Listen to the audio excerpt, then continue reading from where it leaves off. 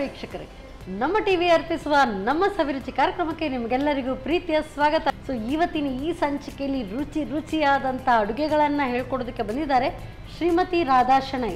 ಯಾವೆಲ್ಲ ಅಡುಗೆ ನಮಗೆ ಕಾದಿದೆ ಬನ್ನಿ ಅವ್ರನ್ನೇ ಕೇಳೋಣ. ನಮಸ್ತೆ ಮೇಡಮ್. ಕಾರ್ಯಕ್ರಮಕ್ಕೆ ಸ್ವಾಗತ ತಮಗೆ. Thank you. So every time ಬರುವಾಗ ಈಸಿ ರೆಸಿಪಿ ಇರುತ್ತೆ. ಇವತ್ತು ಯಾವುದು ಈಸಿಯಾ, ಸ್ವಲ್ಪ ಕಷ್ಟವಾ ಅಥವಾ ಟೈಮ್ ತಗೊಳ್ಳುವಂಥ ರೆಸಿಪಿಯಾ, ಏನು ಅಥವಾ ಹಳೆ ಕಾಲದ ರೆಸಿಪಿಯಾ? ಇಲ್ಲ, ಈಸಿನೇ. ಧಾರವಾಡ ಪೇಡ ಮತ್ತು rava bonda. Oh wow, super.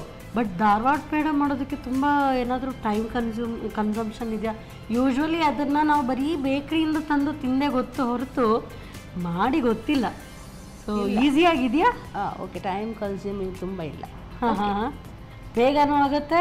ಒಂದು 15 ಈಸಿನೂ ಇದೆಯಾ? ಈಸಿ ಇದೆ. ಈಸಿ ಇದೆ, ಹಾಗಾದರೆ ತೊಂದರೆ ಇಲ್ಲ. ಇಲ್ದಿದ್ರೆ ಯಾವಾಗಲೂ ಏನಾದರೂ ಬೇಕ್ರಿಗೆ ಹೋದರೆ ಸ್ವಲ್ಪ ಈ ಕಡೆ ಈ ಹುಬ್ಳಿ ಎಲ್ಲ ನಾವು ಹೋದರೆ ಹೆಚ್ಚಾಗಿ ಫಸ್ಟ್ ತಗೊಳ್ಳುವಂಥದ್ದು ಧಾರವಾಡ ಪೇಡ ಅಲ್ವಾ? ಅಲ್ಲಿದ್ದು ಸ್ಪೆಷಾಲಿಟಿ. ಸೊ ನೋಡೋಣ ಹೇಗಿದೆ ಅಂತೇಳಿ, ಬನ್ನಿ. Yes madam. ಸೊ ಫಸ್ಟ್ ಈಗ ನಮಗೆ ಇದು ಧಾರವಾಡ ಪೇಡವಾ ಮತ್ತು ಇನ್ನೊಂದು ಯಾವ್ದು ಹೇಳಿದ್ದು ನೀವು? ರವಾ ಬೋಂಡ. ರವಾ ಬೋಂಡ. ಅದು ನನಗೆ ನೀವು ಧಾರವಾಡ ಪೇಡ ಹೇಳಿದ್ಮೇಲೆ ನಂಗೆ ಅದು ಕೇಳಿಸ್ಲೇ ಇಲ್ಲ. ಸೊ ಸ್ವೀಟ್ ಪ್ರಿಯರು ಅಂತ ಹೇಳಿದ್ರೆ ಹಾಗೇನೆ ಫಸ್ಟ್ ಸ್ವೀಟ್ದೇ ಕೇಳೋದು. Yes madam. ಸೊ ಹಾಗಾದರೆ ಫಸ್ಟ್ ಸ್ವೀಟ್ ನೋಟಲ್ಲೇ ಸ್ಟಾರ್ಟ್ ಮಾಡೋದಾ? ಎಸ್, ಸ್ಟಾರ್ಟ್ ಮಾಡೋದು. ಹೇಗೆ? ಫಸ್ಟ್ ಬಾಣಲೆ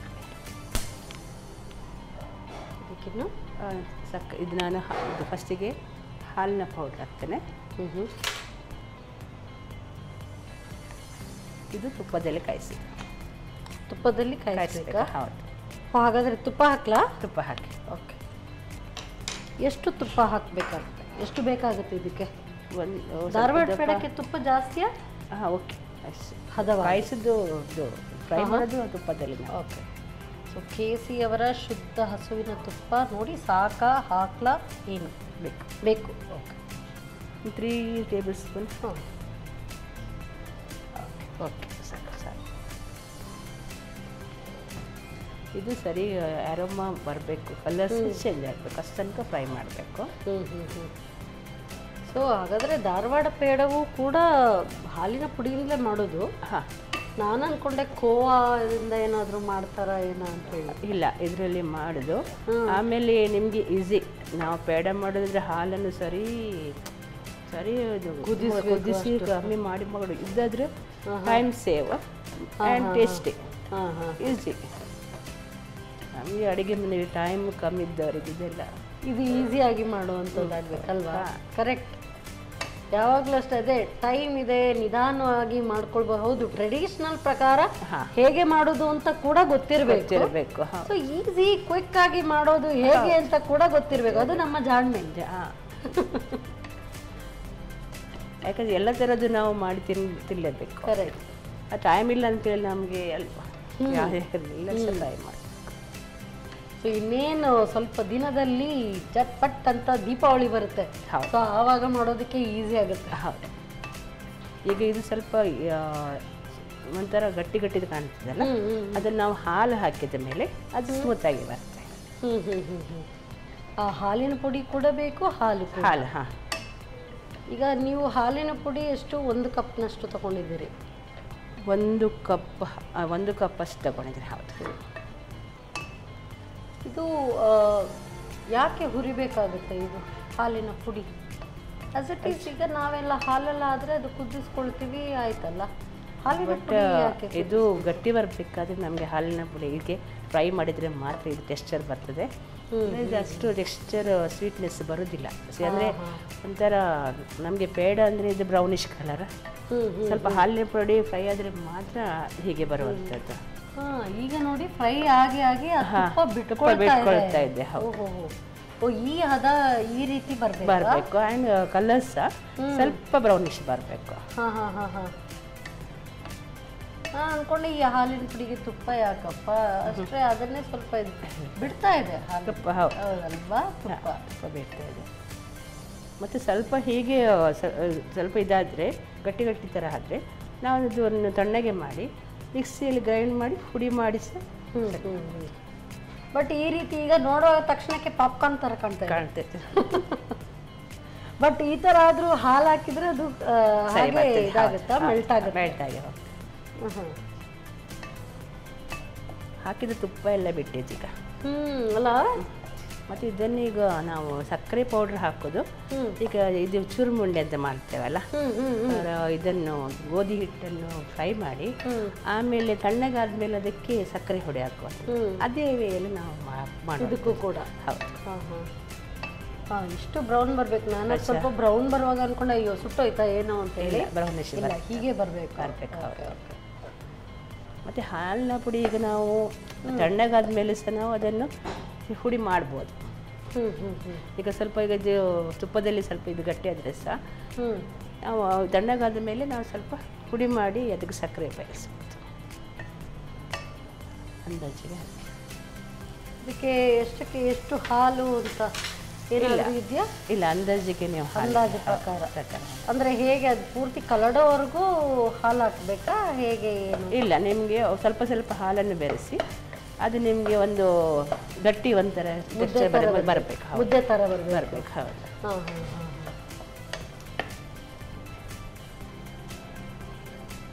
ಇದೀಗ ನೀವು ಹೇಳಿದ್ರಿ ಇದನ್ನ ಪುಡಿ ಮಾಡ್ಬೋದು ಅಂತ. ಹೌದು. ಈಗ ಫ್ರೈ ಮಾಡಿ ತೆಗೆದಿಟ್ಟು ತಣ್ಣಗಾದ ನಂತರ ಪುಡಿ ಮಾಡಿ ಮತ್ತೆ ಪುನಃ ಈ ಥರ ಹಾಲು ಹಾಕಿ ಮಾಡೋದು? ಇಲ್ಲ, ಪುಡಿ ಮಾಡಿ ನಾವು ಇದು ಮಾಡಿದರೆ ಆಯಿತು. ಅದಕ್ಕೆ ಸಕ್ಕರೆ ಬೆರೆಸಿ ಮಾಡಿದರೆ ಈ ಥರ ಹಾಲು ಹಾಕಿದ ನಂತರ ಗಟ್ಟಿ ಮಾಡಿ ಪುಡಿ ಮಾಡಿ ಮತ್ತೆ ನಾವು ಸಕ್ಕರೆ ಹೊಟ್ಟು ಮಾಡ್ಬೋದು.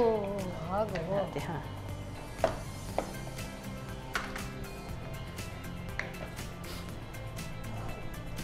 ಇದು ನೀವಾಗ ಟ್ರೈ ಮಾಡಿದ ಮೇಡಮ್? ಹೇಗೆ ಕಲ್ತ್ಕೊಂಡ್ರೆ? ಅದರಿಂದ ನಾನು ಆಲ್ರೆಡಿ ಮಾಡಿದ್ದೇನೆ, ಮೊನ್ನೆ ಮಾಡಿದ್ದೇನೆ. ಅದನ್ನು ಮಂದಿರಕ್ಕೆ ಇದಕ್ಕೆ ನಾನು ನೈವೇದ್ಯ ಮಾಡ್ತೇವಲ್ಲ. ಯಾವಾಗಲೂ ಮಾಡ್ತಾ ಇದ್ರಿ? ಇಲ್ಲ, 2 ಟೈಮ್ಸ್ ಇದು ಮಾಡಿದ್ದೇನೆ. ಬಟ್ ನನಗೆ ಅನಿಸ್ತೇನೆ ಇವತ್ತು ಸ್ವಲ್ಪ ಟೆಕ್ಸ್ಚರ್ ಸ್ವಲ್ಪ ಇದು ಬರುತ್ತೆ, ಸ್ವಲ್ಪ ಗಟ್ಟಿ ಹಾಲು ಹಾಕಿದ್ರೆ ಸರಿ. ಇದು ಹಾಲು ಪೂರ್ತಿ ಆವಿ ಆಗಬೇಕಾ ಹೇಗೆ? ಪೂರ್ತಿ ಆವಿ ಆಗಬೇಕು. ಆವಾಗ ಇದು ಹಾಲು ಗಟ್ಟಿ ಇದೆಯಲ್ಲ ಅದೆಲ್ಲ ನೀವು ಹಾಲಲ್ಲಿದ್ದಾಗೆ ಕ್ಲಿಯರ್ ಆಗಿ ಟೆಕ್ಸ್ಚರ್ ಬರ್ತದೆ. ಸಣ್ಣ ಉರಿಯಲ್ಲಿ ಮಾಡಿದರೆ ಅದಕ್ಕೆ ಅದು ಅಷ್ಟು ಸ್ಮೂತ್ ಸಾಫ್ಟ್ ಆಗಿರುತ್ತೆ. ಹೌದು. ಪೂರ್ತಿಯಾಗಿ ತುಪ್ಪ ಬಿಟ್ಟಿದಲ್ಲ. ಹಾಂ, ಎಷ್ಟು ಸ್ವಲ್ಪ ಗಟ್ಟಿ ಬರಬೇಕು. ಇದಕ್ಕೆ ಸಕ್ಕರೆ ಸ್ವೀಟ್ನೆಸ್ ಎಲ್ಲ ಇದಕ್ಕೇನೆ ಹಾಕೊಳ್ಳುವಂಥದ್ದು ಹೇಗೆ? ಇಲ್ಲ, ಇದು ಫುಲ್ ತಣ್ಣಗಾದ್ಮೇಲೆ ಹಾಕುವಂಥದ್ದು. ಆ್ಯಕ್ಚುಲಿ ಹಾಲಿನ ಹುಡಿ ಹೇಳಿದರೆ ಅದರಲ್ಲಿ ಸಕ್ಕರೆ ಇರ್ತದೆ, ಇದರಲ್ಲಿ ಇದು ಟೆಕ್ಸ್ಚರ್ ಸ್ವಲ್ಪ ಗಟ್ಟಿ ಆಗ್ತದೆ.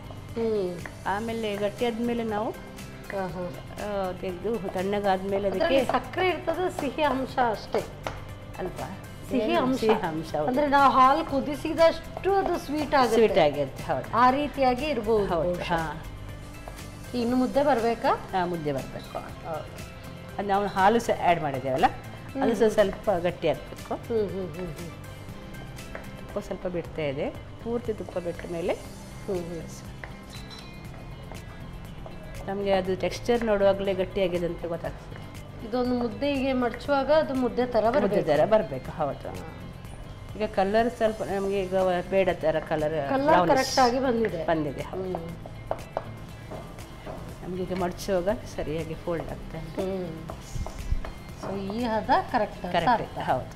ಓಕೆ, ನೆಕ್ಸ್ಟ್ ಇನ್ನು ಅದನ್ನು ತಣ್ಣಗೆ ಮಾಡಿ ತಣ್ಣಗೆ ಗ್ಯಾಸ್ ಆಫ್ ಮಾಡಿ ಹಾಂ ಹಾಕೊಳ್ಳೋಣ ಅದಕ್ಕೆ. ಹಾಂ, ಹೆಚ್ಚು ಕಷ್ಟಪಡಬೇಕು ಅಂತಲೇ ಇಲ್ಲ, ಬಗ್ಸಿದ್ರೆ ಅದೇ ಬೀಳುತ್ತೆ. ಸರಿ, ತಣ್ಣಗಾದ್ಮೇಲೆ ಏಲಕ್ಕಿ ಪೌಡ್ರ್ ಮತ್ತು ಸಕ್ಕರೆ ಪೌಡ್ರ್ ಹಾಕಿದ್ರೆ ಅದಕ್ಕೇನೆ ಹಾಕೊಳ್ಳೋದು. ಬೇಯಿಸುವಾಗ ಏನು ನಾವು ಹಾಕಬೇಕಂತಿಲ್ಲ. ಸೊ ಅದೇ ಇಂಗ್ರೀಡಿಯೆಂಟ್ಸ್ ಇಟ್ಕೊಂಡು ನಾವು ಎಷ್ಟೆಲ್ಲ ಐಟಮ್ಸ್ ಮಾಡ್ಬೋದು. ಒಂದೊಂದು ಈಗ ಹೇಳಿದ್ರಿ ಧಾರವಾಡ ಪೇಡ. ಸೊ ಇದರ ಟೆಕ್ನಿಕ್ ಈ ರೀತಿ. ಸೊ ನಾವೇನಾದ್ರೂ ಪೇಡ ಮಾಡ್ತೀನಿ ಅಂತ ಹೇಳಿದ್ರೆ ಅದಕ್ಕೇನೆ ಸಕ್ಕರೆ ಹಾಕೊಳ್ಳೋದು ಮೊದಲೇ ಬೇಯಿಸುವಾಗ. ಸೊ ಒಬ್ರೊಬ್ರದ್ದು ಒಂದೊಂದು ರೀತಿ, ಅಂದ್ರೆ ಒಂದೇ ಇಂಗ್ರೀಡಿಯೆಂಟ್ಸ್ ಅನ್ನು ಇಟ್ಕೊಂಡು ಬೇರೆ ಬೇರೆ ಬೇರೆ ರೀತಿಯಾದಂಥ ಸ್ವೀಟ್ಸ್ಗಳನ್ನು ಕೂಡ ಮಾಡ್ಬೋದು. ಈಗ ಹಾಲನ್ನು ಇದು ಮಾಡಿ ಒಡೆದು ಶ್ರೀಖಂಡ ಕೆಲವೆಲ್ಲ ಮಾಡ್ತೇವೆ. ಅದೇ ಪನ್ನೀರ್ ಹೆಚ್ಚು ಕೆಲವು ಐಟಮ್ಸ್ ಹಾಲಿನಲ್ಲೇ ಮಾಡ್ತೇವೆ. ಈಗ ತಣ್ಣಗಾಗಿದೆ. ಏಲಕ್ಕಿ ಮತ್ತು ಸಕ್ಕರೆ ಪುಡಿಯನ್ನು ಬೆರೆಸಬೇಕು ಅದಕ್ಕೆ. ಅಂದರೆ ಏಲಕ್ಕಿ ಇದು ಸಕ್ಕರೆ ಪುಡಿ ನಾನು ಇದು ಪುಡಿ ಮಾಡಿ ತಗೊಂಡು ಬಂದಿದ್ದೇನೆ. ಇನ್ನೊಂದು ಬೂರಾ ಸಕ್ಕರೆ ಅಂತೇಳಿ. ಬೂರಾ ಸಕ್ಕರೆ ಅಂದರೆ ಒಂದು ಸಕ್ಕರೆಗೆ ಸ್ವಲ್ಪ ನೀರು ಹಾಕಿ ಸರಿ ಕುದಿ ಬರಬೇಕು. ಆಮೇಲೆ ಅದು ಸರಿ ಇದು ಪಾಕ ಬಂದ ಮೇಲೆ ಪಾಕ ಬರೋದೊಂದು ಪ್ಲೇಟಲ್ಲಿ ಹಾಕಿದರೆ ಅದು ಆಚೆ ಹೋಗಬಾರ್ದು. ಉಂಡೆ ಕಟ್ಟಬೇಕು. ಹಾಂ ಅಲ್ಲ, ಉಂಡೆ ಕಟ್ಟಿದಾಗ ಅದು ಅಷ್ಟು ಬಂದ ಮೇಲೆ ಆಫ್ ಮಾಡಿ ಬಿಡಬೇಕು. ಆಟೋಮೆಟಿಕ್ಲಿ ಅದು ಗಟ್ಟಿ ಆಗ್ತದೆ. ಅದನ್ನು ಮತ್ತೆ ಸೌಟಲ್ಲಿ ಸರಿ ಅಂದರೆ ಈಗ ಏನು ಒಂದೆಳೆ ಎರಡೆಳೆ ಪಾಕ ಬರುತ್ತೆ ಅದು ಅಲ್ಲ, ಹಾಗೆ ಆ ಥರ ಅಲ್ವಾ? ಪ್ಲೇಟಲ್ಲಿ ಇಟ್ಕೊಂಡು ಅದು ಪಾಕ ಹಾಕಬೇಕು. ಅವಾಗ ಅಲ್ಲಿ ಗಟ್ಟಿ ಆದರೆ ಆ ಪಾಕ ಅಲ್ಲಿ ಗಟ್ಟಿ ಆಗ್ತದೆ. ಆ ಟೈಮಲ್ಲಿ ಆಫ್ ಮಾಡಿ ಬಿಡಬೇಕು.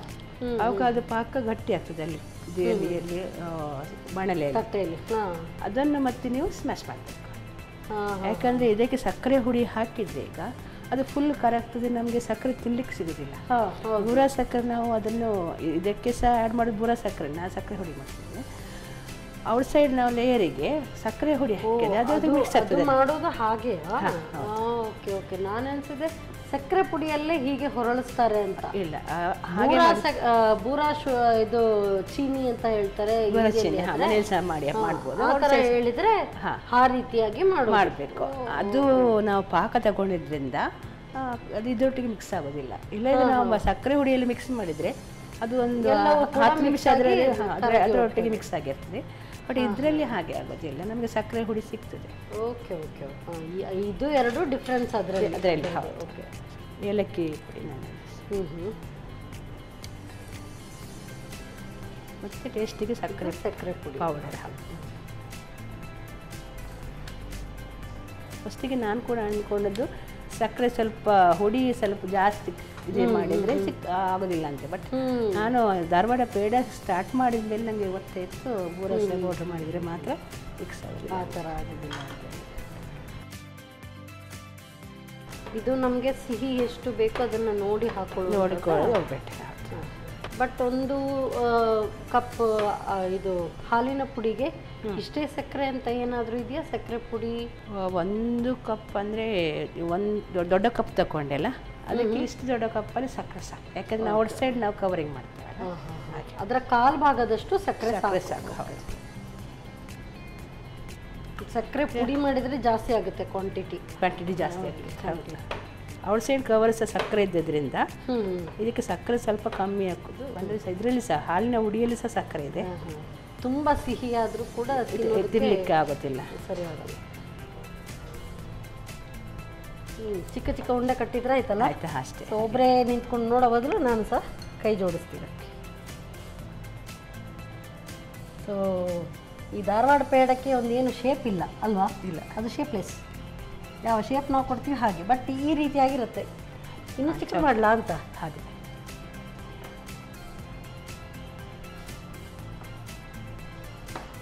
ಈ ರೀತಿಯಾಗಿ ಉದುರು ಬರುತ್ತಲ್ಲ, ಆ ರೀತಿ ಸಕ್ಕರೆ ಪುಡಿ ಮತ್ತೆ ಮಿಕ್ಸ್ ಆಗೋದಿಲ್ಲ.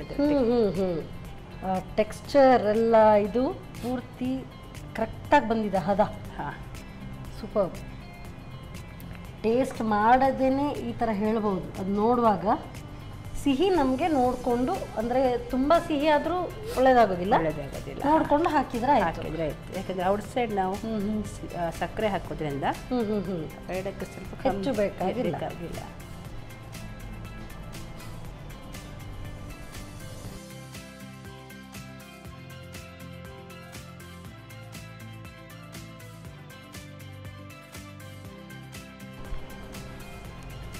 ಬಿಸಿ ಬಿಸಿ ಧಾರವಾಡ ಪೇಡ, ಬಿಸಿ ಧಾರವಾಡ ಪೇಡ. ನಾನು ಯಾವಾಗಲೂ ತಣ್ಣಗಾಗಿರೋದು ತಿಂದಿದ್ದು. Thank you madam, thank you so much. So ಸಿಹಿಯಾದಂಥ ಬಿಸಿಯಾದಂಥ ಅಂತ ಅವರು ಹೇಳಿದರು, ಬಟ್ ನಾನು ಹೇಳ್ತಾ ಇರೋದು ಸಿಹಿಯಾದಂಥ ಧಾರವಾಡ ಪೇಡ ತಯಾರಾಗಿದೆ. ಇಷ್ಟು ಸುಲಭವಾಗಿದೆ ಮಾಡೋದು ಅಂಥೇಳಿ ನನಗೆ ಖಂಡಿತವಾಗ್ಲೂ ಗೊತ್ತಿರಲಿಲ್ಲ. ನೀವು ಕೂಡ ಇದನ್ನು ಹೇಗೆ ಮಾಡೋದು ಅಂತ ಮತ್ತೊಮ್ಮೆ ನೋಡಿ. ಧಾರವಾಡ ಪೇಡ ತಯಾರಿಸುವ ವಿಧಾನ: ಮೊದಲು 1 ಕಪ್ ಹಾಲಿನ ಪುಡಿಗೆ 3 ರಿಂದ 4 ಚಮಚದಷ್ಟು ತುಪ್ಪ ಹಾಕಿ ಘಮ ಬರುವವರೆಗೂ ಹುರಿಯಿರಿ. ನಂತರ 1 ಕಪ್ ಹಾಲು ಹಾಕಿ ಬೇಯಿಸಿ.